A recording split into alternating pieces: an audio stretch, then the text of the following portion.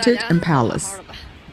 我的现状92年 I was born in 1992, 34 years old, never married, never had children, and I don't even have a partner. Many people see me as an older, leftover woman. As I age, my circle of friends shrinks. I feel lonelier. My life becomes more boring. There's no hope or direction. When my parents are around, at least there's a home, but when they're gone, even that disappears. There's no home, no spiritual support. I'm born in 1988. I'm married, no children, and I have a master's degree from a prestigious 985 university. I tried matchmaking over the Lunar New Year, but the more I went, the more hopeless I felt. The people I liked didn't like me. Those who liked me, I didn't like. Some suggested conditions for having children. Others openly said I was too old. I feel like I can't find the right person. At my age, nobody respects your feelings. I want someone I like to love me. That feels impossible. I'm born in 1989, 37 years old, not married, no children. Sometimes I wonder if I will ever get married. One of my biggest regrets is not marrying earlier when I was younger. I'm almost 36, still unmarried. I realized that during recent Lunar New Year's celebrations back home, no one introduced me to anyone. It felt like I've been forgotten. I'm not married yet, so why isn't anyone trying to set me up? It feels like I've been abandoned. I'm 34, unmarried and childless. I recently had a moment of clarity. Only at this age do some consequences become clear. Looking back, the men I rejected in my 20s, now I realize each one was a high-quality guy I'll never meet again. When elders repeatedly said, "Choose carefully while you're young," I used to think it was nagging. Now every word hits home. It's not regret, it's realizing too late that life doesn't give second chances. I'm 40, an older, unmarried woman. I've been waiting for the right person, someone who sees only me, my white knight. But from my 20s to my 30s, what I got was being labelled an older, leftover woman, being ignored, becoming a late-age mother, being the oldest single woman in the village. What am I waiting for? Should I keep waiting? On the Douyin platform in China, there are many single women expressing anxiety about not finding a suitable partner due to their age. In China today, a woman's age acts as an unspoken barrier in the marriage market. As women grow older, those labeled leftover women struggle to marry, feel frustrated, and face added pressure from family and friends. Reports show that China has 42 million unmarried women considered older, mostly in major cities. Many are highly educated, earn well, and have broad experiences. Yet the marriage market is highly sensitive to age. At 25, women can choose freely. By 35, they become the ones being chosen. Many high-achieving women focused on careers, lifestyles, and filtering for high-quality men, delaying marriage repeatedly, only to find the market has shifted. Ironically, many women with ordinary backgrounds set unrealistic standards. They expect a man to be 1.8 meters tall, earn $1 million annually, own a house and a car, be emotionally stable, do housework, provide emotional support, and remain loyal and attentive. The problem is that men meeting all these criteria are rare. Why would they necessarily choose these women? Today, the marriage market shows mutual dissatisfaction. Women see men as poor. Men see marriage as costly. Women feel ordinary men are unworthy, while men see low value in committing. The gap between expectations and reality makes relationships harder to form. The result is a growing single population in China. Marriage registrations have fallen steadily since a 2013 peak of 13.5 million couples, dropping to 6.1 million in 2024, the lowest in nearly 40 years, and further falling 6.2% in the first quarter of 2026 to 1.7 million. The marriage rate continues to decline, and the simping economy has collapsed. This model, where one person gives while the other accepts unquestioningly, was once common. Now it faces a harsh reality check. May 20th is a popular romantic day in Chinese-speaking regions, celebrated because 520 in Mandarin sounds like "I love you." This year, the May 20 day was unusually quiet, with men largely skipping the celebration. It's over. The simping economy has completely collapsed. Today is May 20, such a good day, and no one is sending flowers. It shouldn't be like this. I remember a few years ago, flowers were so abundant we couldn't even keep up. Today, nothing. I even checked the trash. no flowers. The office buildings, the dorms, everywhere I look, no flowers. Has everyone woken up? In the past 2 years, consumption data shows that the simping economy is collapsing. During the May 20 day in 2025, flower sales fell 22.6% year-on-year. Fine dining reservations saw record cancellations, and traditional romantic items like couple tours and custom gift boxes declined sharply. Second-hand luxury goods given by the simping economy nearly disappeared, confirming the economic trend. 今天是我20啊，我微信里面有10000个好友。 Today is May 20. I have nearly 10,000 contacts on WeChat, and by 3 p.m., only one guy asked what he should give his girlfriend, with a budget of 1,000 yuan. Not a single girl asked what to give her boyfriend. On Valentine's Day, I posted a video saying simping men are becoming rarer. Very few asked me for gift ideas. This year is particularly bleak. I've been doing social media for 7 years, and this year, honestly, I see men waking up. Let's call it waking up, or to be blunt, calculating. Men are increasingly willing to spend money on themselves.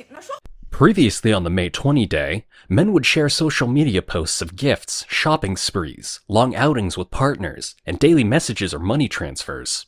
Now, these posts are almost gone. Men no longer scrimp to buy gifts for a simple thank you or skip work to accompany a partner.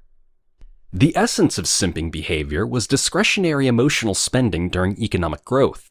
Men traded money and time for attention and approval. In an economic downturn, these non-essential expenses are the first to be cut. Merchants who relied on May 20 and Valentine's Day profits lost money. A third-party report on 2026 May 20 spending shows nationwide flower sales fell nearly 27% compared to last year, with mail orders dropping more than 40%. The days of overspending to please a partner are over. Those who once gave endlessly have woken up. After giving everything, they may end up with nothing. Many now simply give up and stop trying. 我成功地跟我谈了6个月的女朋友分手。 I dated a girl for 6 months, and we broke up. I think the reason might be that I didn't have enough money. Or maybe I was too materialistic. Or perhaps she was too materialistic. What actually happened? She had a 200,000 yuan mortgage. She would cover 100,000 herself and wanted me to pay the other 100,000. She said she just wanted to see my attitude. I asked if I paid the 100,000, would that show the attitude she wanted? She said, then let's break up. I said fine. Honestly, I also thought it was okay to break up. Why did I agree so readily? Because of something else that had bothered me before.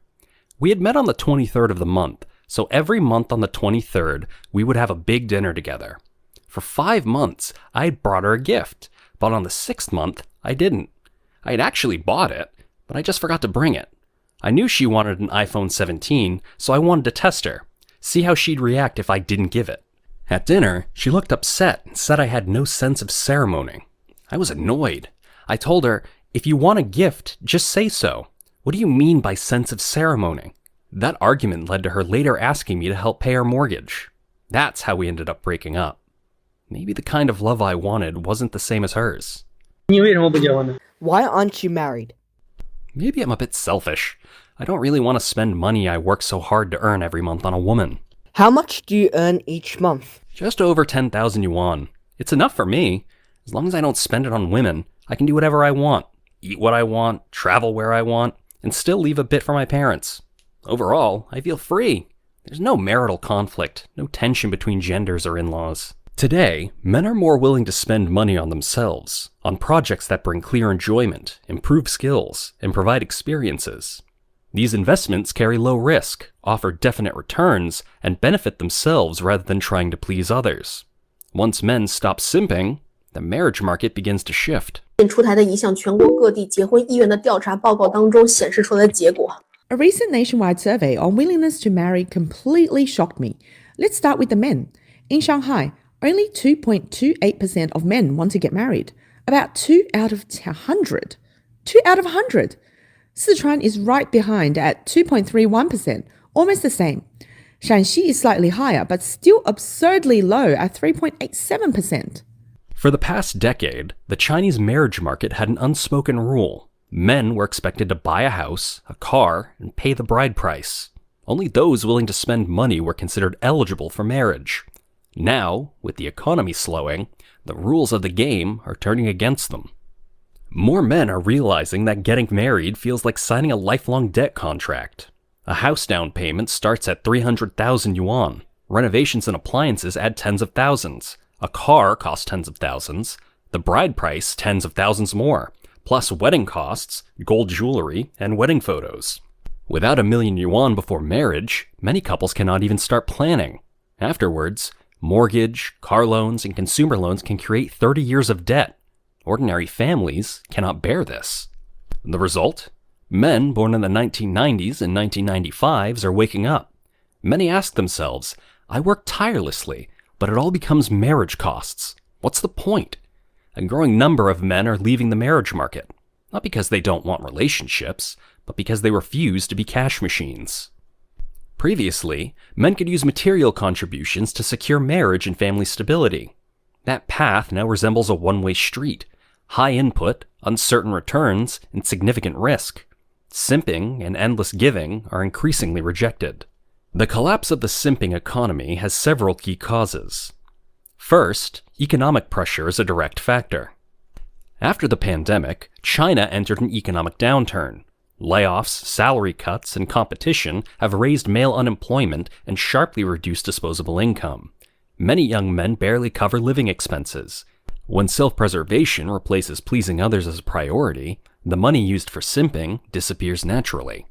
Chinese research shows that in 2025, men's monthly dating spending dropped 37% year-on-year. Spending on classic simping items, such as flowers, diamonds, and fine dining, fell over 50%. This shows that under economic pressure, men are no longer willing to pay for romantic rituals. For years, merchants used holiday marketing and emotional appeal to make spending on love a standard. Flowers, gifts, high-end dates, and diamond jewelry were once symbols of a man's ability and wealth. Now, many men are questioning why love must be measured in money and why the burden always falls on men. Second, the cost of marriage continues to rise. Faced with starting costs in the millions, many cannot proceed. Past strategies like marrying first and dating later, or relying on parental help for a down payment, are increasingly difficult. After 6 wallets are emptied, a lifetime of repayment remains. Once children arrive, educational spending adds further pressure. Early education, tutoring, milk formula, extracurriculars, and possible future study abroad or housing support. This intergenerational financial cycle feels especially heavy in a society with low birth rates. Third, emotional returns are declining, creating a poor input-output balance. Social changes and increased female economic independence have made women more selective. Men previously seen as simping now face more competition and find stable relationships harder to obtain. The result is that the more a man gives, the fewer opportunities he gets. Many men spend significant time and money only to receive no commitment, making the cost of marriage too high. Fourth, single life is increasingly accepted. Being single was once labeled as failure or as someone unwanted. Now, it is increasingly seen as a personal choice. A single person can arrange their time freely, without having to coordinate between 2 families, and without facing conflict between in-laws or disagreements over child rearing. Products and services designed for single lifestyles, from pet care and high-end electronics to gyms and internet classes, are forming a large and growing market. Data shows that China now has more than 200 million single adults. Many men still seek intimacy, but their expectations for relationships have changed. They now look for partners that are equal and mutually respectful, rather than a dynamic where one side gives endlessly while the other takes. Ideas such as splitting costs in a relationship, prenuptial agreements, or sharing loan responsibilities, which may have been seen as stingy in the past, are now understood and accepted by an increasing number of their peers. With these shifts, men born in the 1990s and 1995s no longer rush blindly into marriage.